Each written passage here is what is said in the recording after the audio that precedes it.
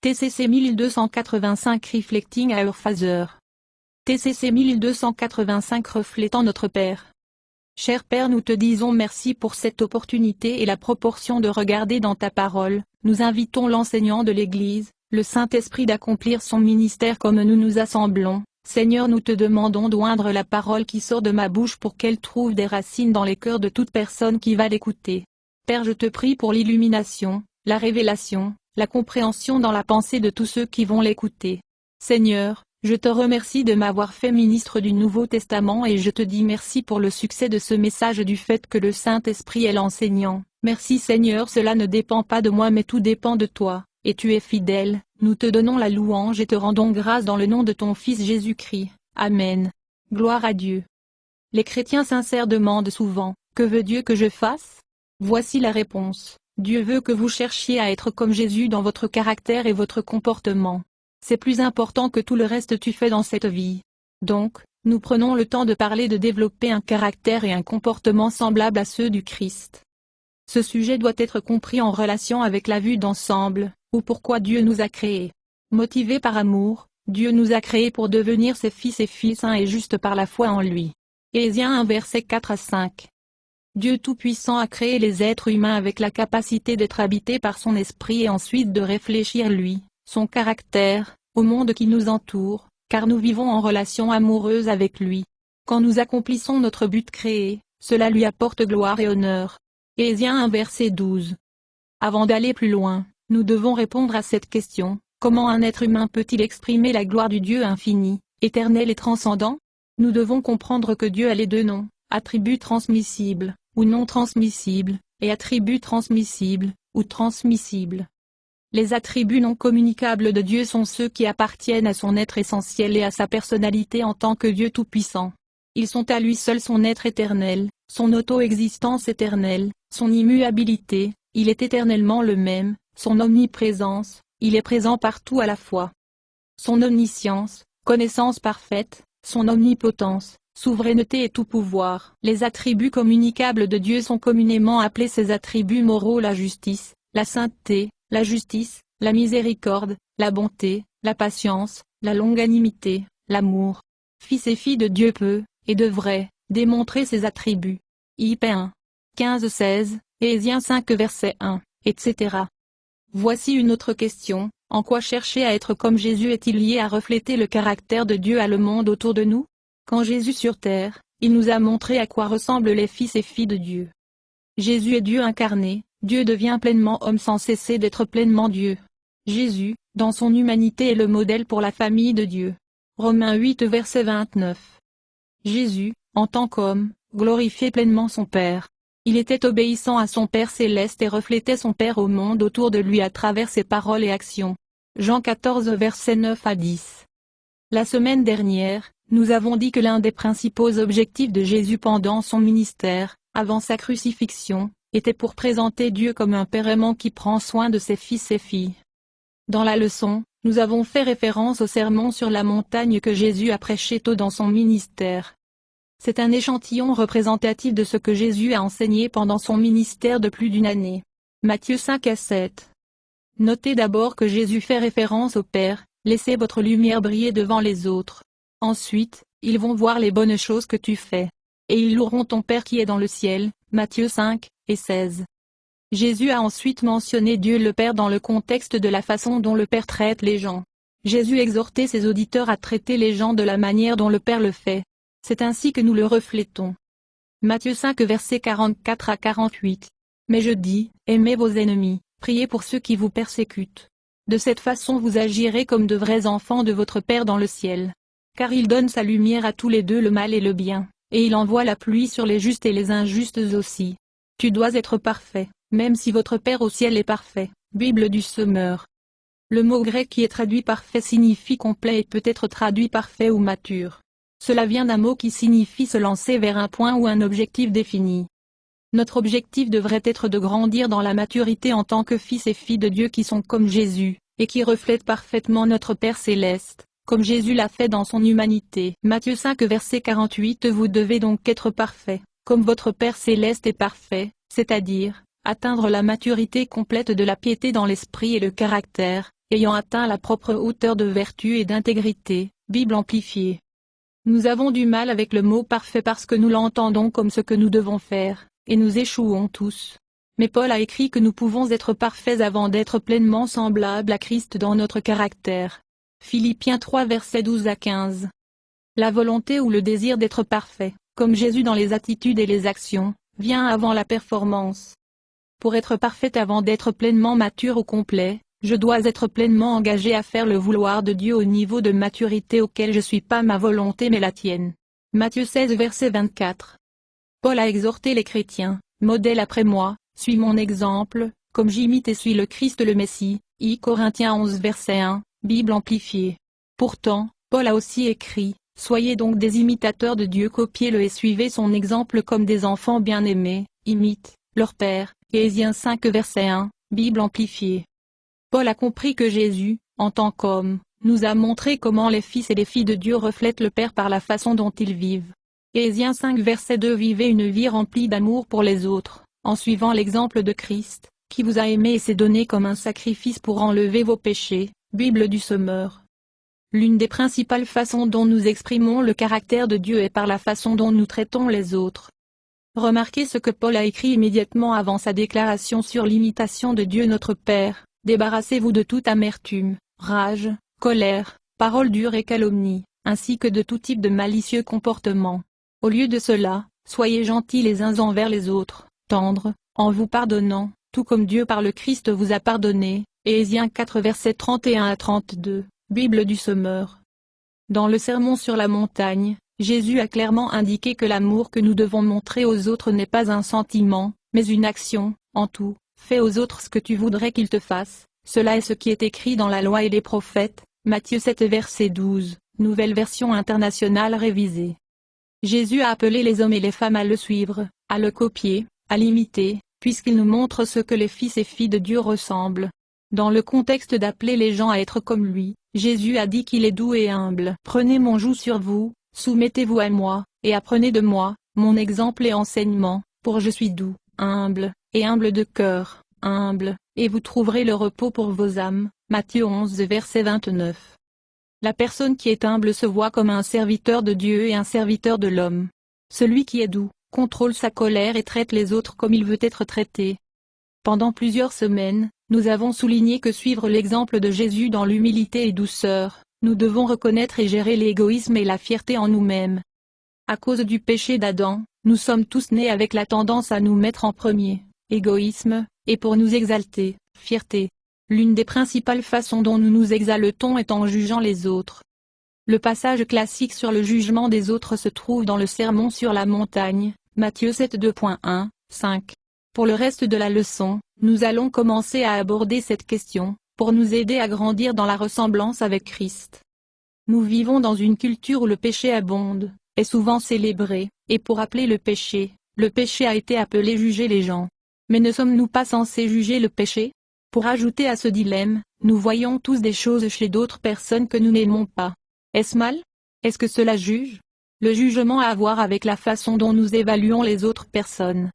Le mot traduit juge dans le Nouveau Testament signifie distinguer ou décider mentalement ou judiciairement. Par implication, cela signifie essayer, condamner ou punir. Nous pourrions le dire de cette façon, juger signifie se faire une opinion parce que vous voyez quelque chose ou quelqu'un comme distinct de vous ou du standard par lequel vous vivez. Juger n'est pas toujours négatif. Nous pouvons juger un concours, un événement ou un repas dans un restaurant. Quand nous disons « elle est belle » ou « il fait un excellent travail », nous jugeons cette personne. Le type de jugement avec lequel la plupart d'entre nous ont besoin d'aide n'est pas quand nous voyons des choses que nous aimons chez les autres, mais plutôt quand nous voyons des choses chez les autres que nous n'aimons pas ou que nous croyons mauvaises. Juger, le genre de jugement qui peut être pécheur, consiste essentiellement à trouver des défauts chez les autres. Nous tous voir des choses qui sont mauvaises chez les autres. Nous ne pouvons pas l'éviter. Dans certains cas, nous sommes censés le faire. Il y a deux catégories générales de fautes que nous voyons dans d'autres, les questions morales et les questions non morales. Un problème moral est un problème de péché, quelque chose que Dieu dit être mauvais. Dans ce cas, nos opinions, ou jugements, doivent être les mêmes que les vues de Dieu sur les questions morales.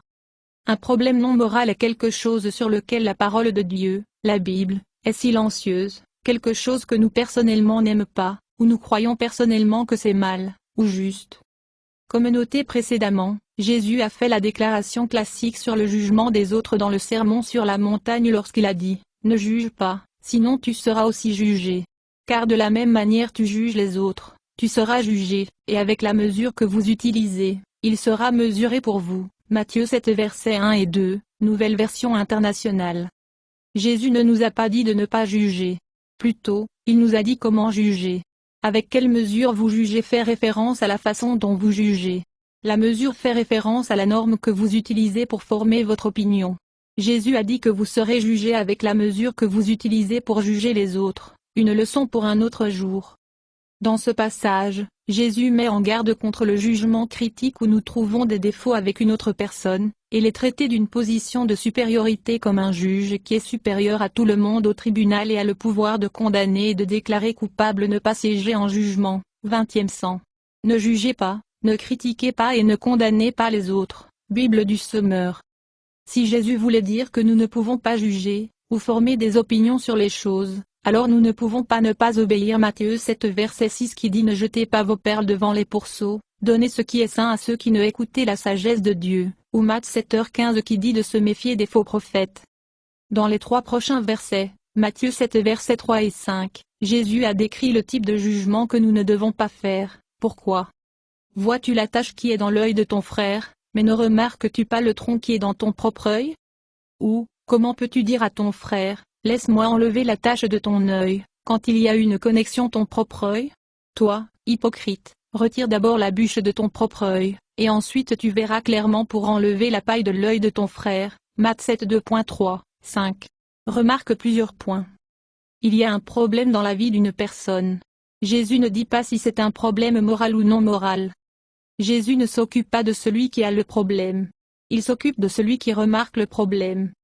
Jésus a posé à cet homme 2 questions qui visaient à exposer les motifs de l'homme. Pourquoi regardes-tu les défauts de l'autre gars et non pas tes propres défauts?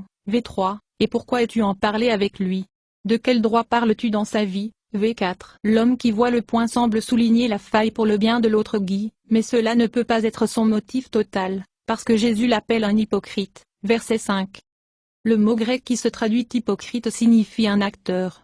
Un hypocrite est un acteur de scène ou quelqu'un jouant un rôle. Un hypocrite affiche des qualités qu'il ne possède pas réellement. Dans ce cas, il semble que l'homme souligne le défaut pour le bien de l'autre gars, mais Jésus a dit, si votre véritable préoccupation est la droiture, alors pourquoi ne vous occupez-vous pas de ce que vous avez contrôle direct sur votre propre journal? Matthieu 7 verset 5. Jésus ne s'opposait pas à juger ou à former des opinions, ni à croire que ce que l'autre gars fait mal. Jésus s'occupait du motif derrière le jugement. Jésus mettait en garde contre le jugement sévère des autres d'une position de supériorité. Cet homme s'est élevé lui-même. Il s'est mis dans une position de supériorité sur l'autre personne, tu as un problème et moi non, et je suis qualifié pour te résoudre. Nous devons réaliser qu'il est beaucoup plus facile de reconnaître et de condamner les fautes des autres que celles de nous-mêmes et, nous avons tous une tendance naturelle à juger de manière critique les choses chez les autres que nous faisons nous-mêmes, et alors excuser ou justifier le même trait en nous-mêmes. Romains 2 verset 1. Le roi David a couché avec une femme mariée et elle est tombée enceinte.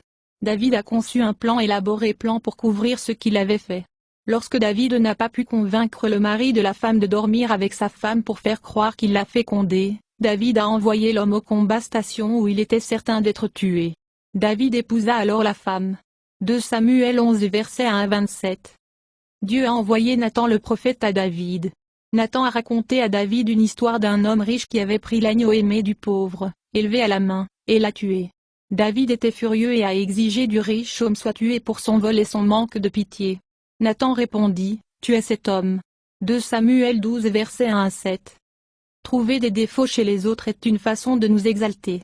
Si tu as un problème que je n'ai pas, ou un problème pire que le mien, alors je suis supérieur à toi. Si je peux te réparer, je suis supérieur à toi. Lorsque nous voyons des défauts chez les autres, nous partons souvent d'une position de supériorité dans notre propre esprit, je ne fais jamais rien d'aussi stupide. Mais, la Bible montre clairement que nous sommes tous capables de faire les mêmes genres d'erreurs et pire. I Corinthiens 10 versets 12 à 13. Galates 6 verset 1. Nous nous exaltons en supposant que nous sommes qualifiés pour juger des situations lorsque nous n'avons pas tous les faits. Nous nous précipitons pour juger sans prendre le temps d'obtenir les faits ou de comprendre les circonstances. Quelle honte! De donner des conseils avant d'écouter les faits. Proverbe 18 verset 13, Bible du Semeur. Celui qui déclare son cas d'abord semble juste, jusqu'à ce que son rival vienne et l'examine. Proverbe 18 verset 17, Bible amplifiée. Beaucoup ont rejeté Jésus comme le Messie parce qu'il venait de Galilée et non de Bethléem. Il rendit un jugement sans avoir tous les faits. Jean 7 versets 41 à 42. Il y a un lien entre juger les gens et la façon dont nous parlons d'eux, mais, frères, ne parlez pas médire ou s'accuser les uns les autres.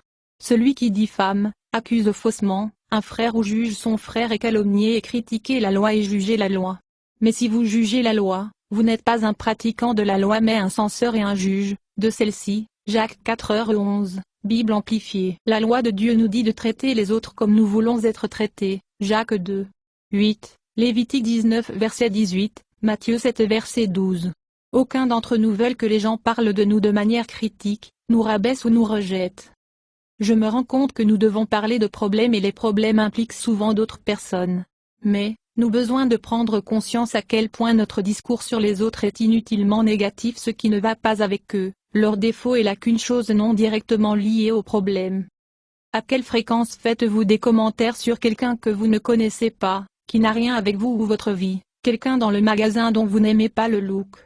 Cette personne est connue de Dieu et aimée par lui. Jésus est mort pour eux, tout aussi sûrement qu'il est mort pour vous.